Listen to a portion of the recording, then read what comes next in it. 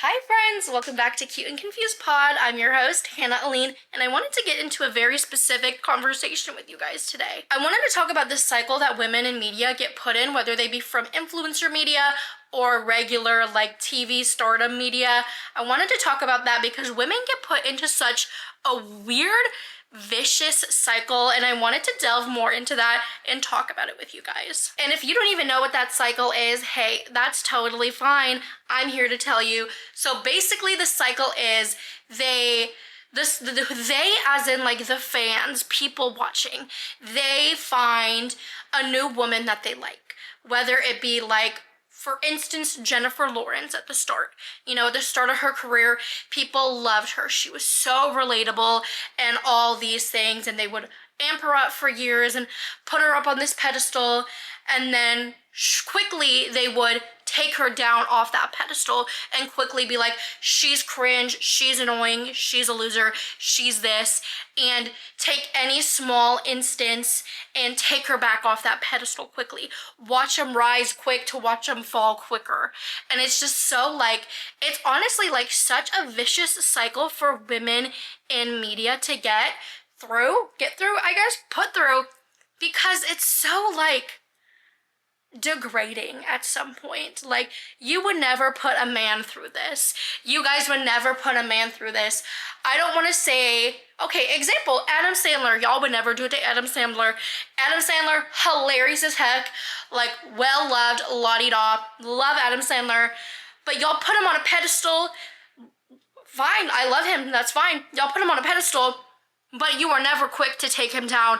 But with women, I don't think there's ever been a woman who stayed at the pedestal and was not quickly knocked down. So with that being said, the quick little synopsis, I want to get into this with you guys because it is such an interesting topic to see the way that people think. Like, why are people doing this? So let's do that. So I have noticed this pattern that the moment a woman becomes widely loved online, she is already halfway to being hated, which is such a weird thing, but it's just that's how it is. And it's so like messed up and deeply rooted in misogyny because, as I said earlier, we would never do this to an Adam Sandler type. I think we only recently did it to, who was that guy who was so cringy about his like therapist speak? Like, we only recently did it to him, some guy who was widely praised for being funny and amazing and quirky and relatable, just like we had done to Jennifer Lawrence. And he's been up on that pedestal for so long, and only recently it got taken down, but because he did something, you know, that was stupid and out of pocket. Meanwhile, Jennifer Lawrence and other women get quickly put onto the pedestal and then taken down just because she's cringy or embarrassing or not a part of the ordinary or whatever. And now I'm starting to see people love Jennifer Lawrence again and put her back up on that pedestal. And it's like it's gotta be like an awful pendulum that I hear Trisha Paytas talk about a lot. She's also another one that people praise and tear down a lot. Me, love Trisha Paytas. I love her so much. But she says it's just like the pendulum. One day they hate you and one day they don't. But I don't really see that pendulum swings for male celebrities, male influencers. I feel like it can happen a little bit more for male influencers rather than celebrities, but that just shows how deeply rooted in misogyny it is. Like, disgusting behavior. So let's play-by-play break down what this cycle is, and I have this written down. So first, she gets discovered, okay? She's feeling different, she's fresh, she's new, she's not like the other actors. You put the like pygmy verbiage on her, like she's not like other girls, but you're like saying it in love. And then the obsession begins. The interviews, the clips, the trending audios, the edits, like anything. You want to see her everywhere. And then there's overexposure. People start saying, I see her everywhere, I'm sick of her, like, are we still so obsessed with her? Like, you're done. And then it goes to the nitpicking, where you're picking their smallest little things, whether it's their personality, their outfits, the way they do certain things. Like, we're nitpicking. Then it gets to the backlash, where she's annoying, she's a tryhard, like what happened with Jennifer Lawrence. You know, she's embarrassing, she's weird, she's la la la la la, you know? And then, you know, at the end of the day, it always goes back to where it was before. Retroactive defense, I don't fucking know. We were too hard on her. People are starting to look back retrospectively and be like, damn, I shouldn't have said that to her. I haven't seen a lot of that happen in play with influencers, but I do see a lot of the rise and fall with influencers, but we haven't had enough time for them to be like, damn, we really miss her and we love her, la la la. But I do see that happening, like I said earlier, with Jennifer Lawrence, because, you know, saw her, loved her, raised her up, knocked her down, and then now they're like, oh wait, why did we do that? I'm embarrassed. We should have never done that to Jennifer Lawrence. And say what you will about Taylor Swift, but she's had that a lot too. That happened a lot in her career. She has had multiple times where she's been obsessed over, la-di-da-da-da, put on a high pedestal, knocked down, and she's had that multiple times throughout her eras. Now, I love Taylor Swift's music. Not a big fan of her as a person anymore, but you see that that has happened with her multiple times. You see the rise and the fall quickly happen, whereas it only happens to men in certain situations. If he's truly acting like a shitty person. Now with the Taylor Swift of it all, I'm not even gonna bring her up in that sense, because she's done some shitty things and isn't speaking out about certain things. So it's really fucking frustrating to know that she's not speaking up about certain things where other people in her career are. But anyway, that is not the discussion we're talking about today. And to get to another musical standpoint, I saw it happen with Chappel Roan. Me personally love Chappel Roan. I even have a stan account for Chappel Roan, and I love her so much. But the sad thing is, we did this same cycle with Chappel. We saw her, we started at the start, we're like, oh, she's different, she's fun, she's new, I love her. Pink Pony Club. And we're all like, kink is karmaing it up with Chappel Roan, and then we put her on this pedestal. And then she starts being herself. She's being outspoken, which honestly, not a fucking bad thing to be outspoken, especially when you're speaking up about things that you believe in that are whatever. But still, she's being outspoken and people don't like that. She's different and people don't like that. And the people who were once fans are slowly starting to nitpick at her and not idolize her as much as they did. But at the start, when they first found out about Chappel, they were like reposting edits, making fan edits, all these things, and propelling her up just to quickly shoot that bitch down. Not bitch in a rude way. Chappel Roan, I love you. You are my queen. I always will run my Chappel Roan fan account. But that same thing, pendulum swinging for Miss Chappel, pendulum swinging for Miss Swift, pendulum for Miss Jennifer Lawrence. And it just happens in so many spaces. And it's so, this is gonna be the fucking phrase of the video, it is rooted in misogyny. Rooted in misogyny, and it is a disgusting thing. And we really need to start taking like time to think about like, why do we do this? If you have made it this far in today's episode, I just wanted to ask you guys if you could take a second out of your day to subscribe to this channel. I'm working hard to make this podcast fun and better. If you have topic ideas you want me to talk about, leave that in the comments below. Comment your thoughts and ideas as we go along. I'd love to hear from you. Let's get back to the video. Okay, I am going to pivot for a second because I do think, yes, this is a lot rooted in misogyny, but there's also another factor at play that I have noticed, and it's the parasocial of it all. Like, with the rise and the fall of it all, I think it stops being more about the celebrity themselves or the influencer themselves, and it's more becoming about a parasocial relationship that these fans have developed with the influencer, celebrity, whatever.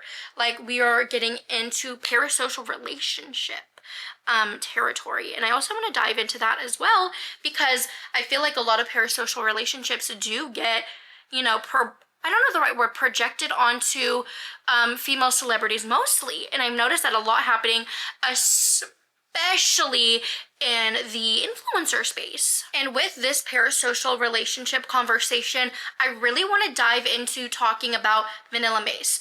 One, because I love VanillaMace so freaking much. She is amazing, and that might be a bit parasocial of me. Who knows? It could be. But I also think that her fan base, not all, but a majority of her fan base has been extremely parasocial with her, and she's also getting the rise and the fall in the parasocial relationships, and I think that affects so much with her. I genuinely think it is so important to talk about VanillaMace in this regard, especially when it comes to parasocial relationships, because people get so parasocial with her. And I know at the start of her streams, like I think the start of 2025, she had such like a calm stream. She had a Discord, la-di-da-di-da. She had a really calm and chill fan base. And as she grew and as she got higher on that pedestal for people, the more parasocial people started to come out.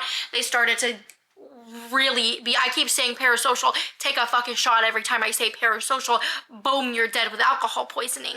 But they really do get very parasocial with her, and they put her into these, they just imagine her as something that she's not to them. Like, they think of her as a friend because she gives off this such warm and inviting and genuine energy. So people do start to think like, oh, that is my genuine friend. And when she starts saying, no, I don't know you in real life, I am on the internet, you are watching me, la-di-da-di-da, when she has to be real with these people and tell some of her fans, like, you cannot be parasocial with me like that. Like, when she's in other people's streams and then her, like, the parasocial fans are, like, going cuckoo bananas in the comments and, like, misbehaving, it, one, shows poorly on Vanilla, but that's not even what we're talking about, but that just shows, like, how parasocial some of her fans can be. And that's why I'm talking about her is so important in this regard. So important, because I've said this 3 billion times already. She's been up, down, tossed around, pendulum swung like the fucking ponytail, and she's just everywhere. Everybody love her, people hate her, I don't know, it's just so much. Now, I haven't been a Vanilla stan the whole time she's been online. I saw her videos when she was like doing DJing on TikTok and doing those, saw those in passing. I followed her for a bit, but I never really knew who she was until like summer 2025, and that's when everybody else started to like love her down. And I think the internet and like a lot of her fans are trying to mold her into someone that she's not, and I love that she's saying, no, you can't do that to me. I love that she's standing in her own and saying, you can't expect certain things from me. You can't, like, I just watched a clip of her talking about what was going on with ICE, what happened in ICE in Minnesota, with the girl getting, you know, in the face and like literally just getting killed by ICE. And I saw her reply, somebody said, can we change the subject? And she was like, no, we're not changing the subject. This is important. This is why. And I thought that was so amazing, because she's like, I'm not going to back down. I'm not going to stop talking about what's important to me. And I think that is so important for people to have. Anyway, that was just like a little tangent I did on Vanilla, because like, she's amazing. But I just do notice that the pendulum swinging, the parasocial, all of it just happens so much with internet girls, a lot specifically, because it's just like they have such easy access. Fans have such easy access to like creators, and they feel like since they have that access, they are owed everything from them. Okay, anyway, that was a long tangent about all of that, and I just wanted to get my feelings out. But at the end of the day, I think what all of it comes down to is that us as fans of anybody, or like, you know, supporters, a lot of us don't know how to let women exist publicly for a long time, because we're just not used to it. Like I said, it was rooted in misogyny, letting men exist publicly for a long time and, you know, just keeping them in praise forever. But when it comes to letting a woman be in the public eye for so long, we're not used to it. We're not comfortable. We're not comfortable with the way women want to be authentically themselves, and we need to get more comfortable with that, because we ask for creators to be authentic. We ask for people to be unique and be relatable and honest in themselves, but we only want specific, you know, we want specific in comfortable ways. The moment a woman grows and is something other than what she said to you, the second she contradicts herself or stops fitting the version of herself that people fell in love with, people are like, oh, goodbye. They don't want growth. They want you to stay the same. They want to keep you in a box. They don't want you to expand. They don't want you to grow. So it's just like everything shifts, and it's just so, I don't know, it's so sad. And I think watching this happen doesn't just affect the women I've talked about in this video. It affects the people who are fans. It makes the young girls want to,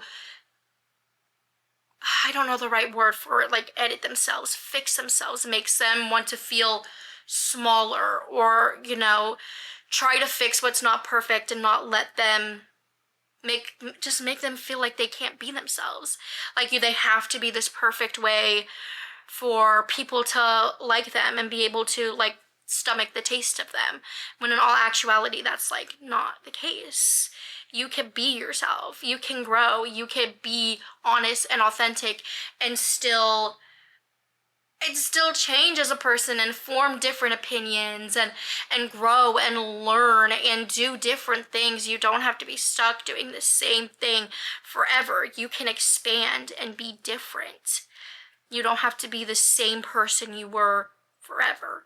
You don't have to stay the same forever. And maybe the goal isn't even staying likable. Maybe it's just letting us change, letting women change without turning it into a moral failure. Like, we're allowed to change. We're allowed to change opinions and be different. We don't have to stay the same as we were. I don't know. You know, that's basically all I wanted to say. Like, I think women should be allowed to have the room to grow without being, like, punished for it. It's just ridiculous. And I don't know. I think us as women, mostly, I'm sure women are watching this, we need to give ourselves more grace and acceptance, and try to give more grace and acceptance to one another, and let ourselves grow and let others grow. But I don't know how long this video has been, and I apologize if it was short, and I know this was a podcast, and if it was short, I apologize. But that was just something that's been heavy on my mind lately, and I wanted to talk about it with you guys.